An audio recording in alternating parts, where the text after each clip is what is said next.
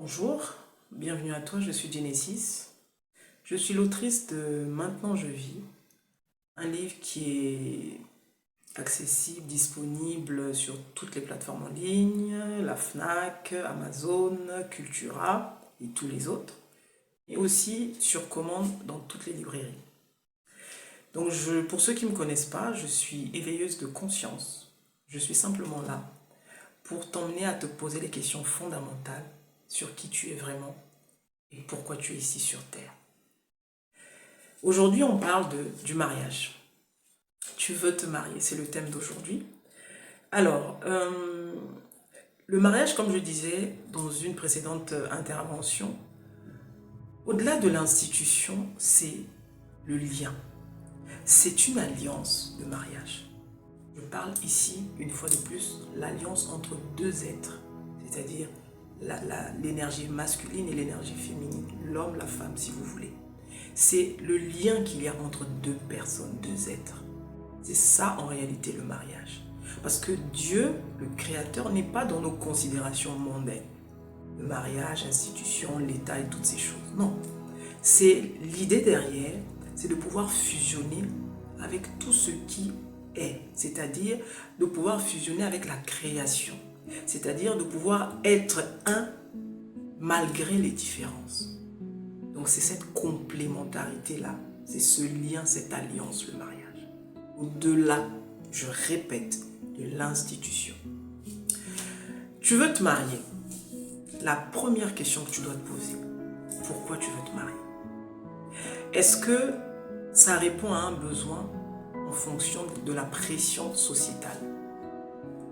Tu vas avoir bientôt 50 ans, tu vas avoir bientôt 40 ans, tu vas avoir bientôt 30 ans. Pas d'enfant, pas de mari, pas de ceci. Et là, c'est les peurs qui commencent à émerger. Est-ce que tu te maries parce que derrière, c'est maman qui met la pression, c'est papa qui met la pression? Ou tu te mets la pression toi-même parce que, mais dans ma famille, les femmes se marient avant 30 ans. Je suis la seule qui ait dépassé le cap des 30 ans, donc je ne suis pas normale. Voilà. Est-ce que c'est parce que tous mes potes sont mariés, tous mes amis sont mariés, je suis le seul qui suis célibataire, je commence à être mal vue? Les moqueries et toutes ces choses. Déjà, si toutes ces questions-là sont ce qui te turlupine, tu fais du mal pour rien. Parce qu'on ne se marie pas pour ces questions. Le mariage, c'est bien plus profond que ça. T'imagines, tu vas vivre avec une personne que tu ne connais pas à la base. Deux éducations différentes, deux environnements différents, deux nationalités différentes, deux cultures différentes. On peut y aller, non. Juste, toutes ces différences-là, vous allez passer outre. Vous allez décider de fusionner, de construire ensemble, de bâtir ensemble. C'est pas donné à tout le monde. On n'entre pas dans le mariage parce que la famille pense, parce que la société dit. Toutes ces choses-là, c'est bullshit. Littéralement, c'est des bêtises. Et c'est pour ça qu'il y a autant de divorces. Parce que les gens, il y a beaucoup de bébés dans le mariage. Le mariage, c'est pas pour les enfants. Le mariage, c'est pour deux personnes matures. Le mariage, c'est pour des personnes matures.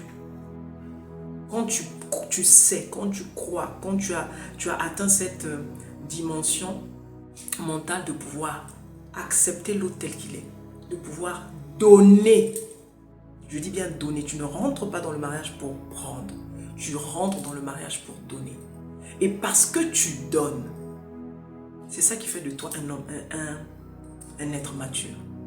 Parce que celui qui est immature, c'est celui qui veut recevoir. Je veux qu'on me donne, je veux qu'elle fasse ci, je veux qu'il fasse ça, je veux qu'il me fasse ceci, je veux qu'il me donne cela.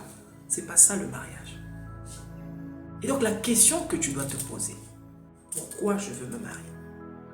Quand tu as répondu à cette question, la deuxième, est-ce que j'aime ma compagne? Est-ce que tu peux dire que j'aime ma simple présence, je l'aime. J'aime mon énergie. Je suis quelqu'un de plaisant à vivre. Je suis quelqu'un de bon à vivre. Est-ce que les gens, comment les gens me voient, comment les gens me perçoivent? Franchement, j'aime. Je m'aime. Tu es capable de dire ça de toi? Si tu es capable de dire ça de toi, c'est bon. Et si toi-même, tu n'aimes pas ta compagnie, tu te sens lourde, tu te sens déphasée, il y a beaucoup d'insécurité. je te conseille de te soigner, de guérir d'abord. Une personne blessée blesse à son tour. Une personne blessée ne peut pas aimer, elle ne sait pas le faire. Ce qu'elle va donner, c'est l'amour selon ses blessures, qui n'est pas l'amour authentique. C'est un amour qui a été fissuré, qui a été défiguré, qui a été déformé. Vous voyez? Le mariage, quand tu rentres dans le mariage avec des histoires d'égoïsme, tu penses qu'à toi.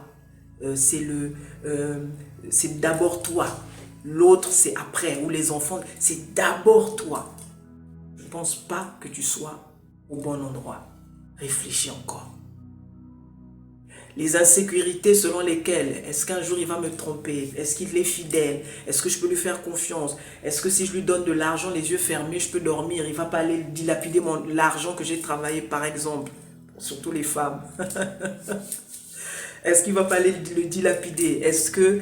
vous voyez, toutes ces insécurités-là, est-ce que ce qu'il a dit, est-ce qu'il va tenir sa parole? Est-ce que c'est vraiment quelqu'un? Est-ce qu'il est digne de ma confiance? Est-ce que je peux m'ouvrir à lui? Est-ce que, vous voyez, tous les est-ce que, ça révèle simplement toutes les insécurités que tu as en toi. Et tu ne peux pas rentrer dans le mariage avec la peur qui te trompe. Parce que tu ne le sais pas. Tu ne peux pas rentrer dans le mariage avec la peur qu'un jour elle ne te trahira pas parce que tu ne le sauras pas. C'est l'inconnu total. C'est l'inconnu, c'est un plongeon qu'on fait dans l'inconnu. Maintenant, c'est à toi d'être suffisamment fort, suffisamment, tu as suffisamment foi en la vie, tu as suffisamment foi au Dieu qui est en toi pour faire ce plongeon. C'est pas tout le monde, beaucoup le font, comme j'ai dit, suivisme, la société, la famille. C'est pour ça qu'on se casse la figure après. C'est pour ça que c'est les échecs qu'on voit, qu'on connaît. Ça n'a aucun intérêt de se marier pour divorcer. Selon moi, ça n'a aucun intérêt. Soit je me mets dans une relation tranquillement, on fait ce qu'on a à faire et puis voilà. Je ne vais pas aller signer un contrat avec quelqu'un, faire des enfants avec quelqu'un si dans ma tête, je me dis qu'il va peut-être un jour me laisser tomber. Non. Donc c'est la grosse inconnue. Finalement, c'est ça la vie. La vie, c'est une grosse inconnue. Quand tu sors de chez toi pour aller acheter une baguette, rien ne te dit que tu vas revenir sain et sauf chez toi. Parce que juste sur le tronçon, chez toi jusqu'à la boulangerie, tu peux te faire renverser par une voiture. Mais c'est un risque que tu prends chaque jour. Tu ne t'en rends même plus compte. Tous les jours que quand tu te lèves, tu pars d'un point A à un point B, même dans ta maison, c'est un risque que tu prends tout le temps. La vie, c'est un risque. Soit on y va, soit on reste dans ses peurs. Donc c'est les questions que tu dois te poser sur le mariage. Tu dois pouvoir aimer ta compagnie. Tu dois te connaître. Te connaître, c'est faire la paix avec tout ce passé-là que tu traînes. Faire la paix avec toutes ces insécurités. On m'a dit, on m'a fait, il m'avait laissé tomber, il a abusé de moi et tout. Il faut que tu guérisses d'abord. Parce que si tu rentres comme ça dans le mariage, tu vas faire mal à l'autre. Parce qu'en toi, il n'y a que la douleur. Donc tu ne peux donner que ce que tu as, que ce que tu es. Donc tu donneras de la douleur à l'autre. Vous voyez? Et surtout, je voudrais attirer encore l'attention ici de ceux qui m'écoutent. Les assumptions, ce qu'on imagine. C'est ça qui tue nos relations. Je suis sorti le matin, monsieur, pour aller faire peut-être ton jogging ou je ne sais quoi, ou tu es allé faire une course. Vous n'avez pas eu le temps de vous voir avec madame. Voilà que madame sort aussi à son tour pour aller faire autre chose. Et sur le chemin, elle t'aperçoit au loin avec cette dame en train de discuter, mais de façon très familière. Et là, elle se demande, mais c'est qui cette personne avec qui il est si familier? Je ne connais pas cette dame. Et là, le mental commence à t'envoyer plein d'images. Il y a des choses que tu avais mis sous le tapis qui vont ressortir. Ah ouais, mais ça, c'est pas la fille dont on m'avait parlé. Mais ça, c'est pas le garçon dont on m'avait parlé la dernière fois, vous voyez? Tu finis ce que tu as à faire, tu rentres. Madame, tu rentres. Et quand tu rentres à la maison, monsieur, voilà que monsieur arrive. Plutôt qu'au lieu de lui demander directement, écoute chérie, ça va? Et toi, ah, mais tout à l'heure, je t'ai vu, c'était avec qui que tu parlais, mais c'est qui? Tu lui demandes naturellement. Non. Le mental va te suggérer des choses. Piège-le, il faut que tu le pièges. C'est sûr qu'il ne t'a jamais parlé de cette relation. La façon dont il parlait si familièrement, il y a anguille sous roche, il faut le piéger. Et là, tu rentres dans un truc, Tu n'as même pas besoin. Mais en réalité, ce que tu es en train de vivre là, les insécurités ont besoin de se rassurer. Là, ce n'est pas l'amour qui parle. Là, ce n'est pas toi qui parle. C'est ton mental qui est au contrôle, qui est aux commandes, qui commence à te dire non, il faut que tu le pièges. On va voir si de lui-même, il te dira qu'il a rencontré cette fille. Et un jour passe, 2 jours passent, 3 jours, il ne te parle jamais de ça. Et le 4e jour, tu lui tombes dessus. Ouais, il y a 3 jours, je t'ai vu avec nanana. Vous voyez, tout ça. Et à la fin, tu lui rentres dedans. À la fin, c'est pour qu'il te dise, mais tu sais que c'est la sœur de X que tu connais. Je t'avais parlé d'elle, machin. Ah bon? Et là, tu n'as que tes yeux pour pleurer. C'est la honte, comme on dit. Vous voyez ce que je veux dire? C'est un exemple, hein? Mais parmi tant d'autres, les assumptions. N'imagine pas ce qui n'est pas. Tu veux le savoir, pose la question à ton partenaire, à ta partenaire. Il te dira. C'est comme si. Il te dira, c'est pas comme ça. Et ne doute pas. Ne doute pas. S'il te dit que c'est A, crois juste que c'est A. Va pas jouer le flic. Est-ce que réellement c'était A? On dirait que c'était A au carré. Non. Là, c'est toi qui cherches la bête. Va juste lui dire, crois en ce qu'il te dit. Mais vous savez pourquoi on ne croit pas? Parce que déjà, on n'a pas confiance en nous-mêmes. Et c'est ce qu'on projette chez l'autre. On n'a pas confiance en nous-mêmes.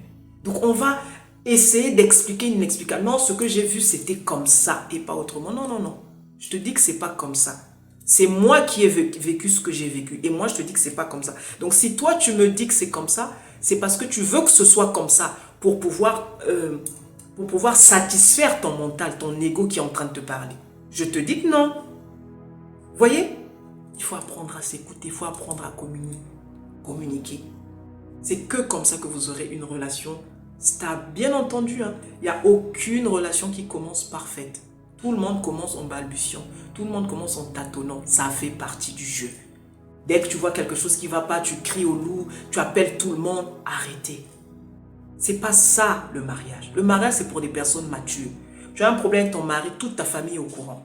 Tu as un problème avec ta femme, tu appelles ta soeur pour parler du mal de ta femme avec ta soeur. Quel est le message que tu es en train d'envoyer là? Ta femme, c'est d'abord toi. Toi et elle, vous faites un. Les autres après. C'est que ça commence par vous. Ensuite, les enfants, ensuite la famille, et ainsi de suite. Et ce n'est pas autre chose. Mais on a inversé les rôles ici. On a tellement inversé les rôles que il y a des gens qui ne sont pas à leur place. Vous allez voir une belle-sœur qui est en train de diriger un couple. Vous allez voir une belle-mère qui est en train de diriger un couple. Vous allez voir un beau-père qui est en train de diriger un couple. Vous allez voir des enfants qui sont en train de diriger un couple. No way. C'est pas ça le mariage. Le mariage, c'est d'abord 2 personnes. Ça commence par vous et les autres suivent. Maintenant, si vous voulez donner le pouvoir à autre chose que vous, ben ce sont ces choses-là qui vont vous gouverner. Marie-toi bien.